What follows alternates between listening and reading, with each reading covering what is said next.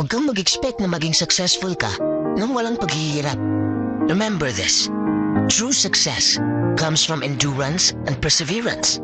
Kung madali lang maging successful sa buhay, edi sana'y successful na tayong lahat, di ba? Huwag mong iasa sa swerte ang buhay mo. Invent opportunity and embrace your failures. Maraming taong hihila sa ipababa, pero huwag kang magpapahila sa kanila.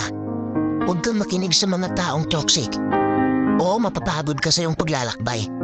Dadaanan mo ang mahihirap na sitwasyon. Darating ka sa punto na mawawalan ka ng ganang gawin ang passion mo at mabibigo ka.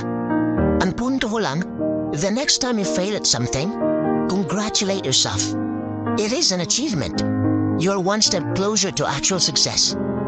Marami kang matutunan sa kabiguan mo. Along the way, you learn a lot about yourself, and you learn a lot about what makes you happy.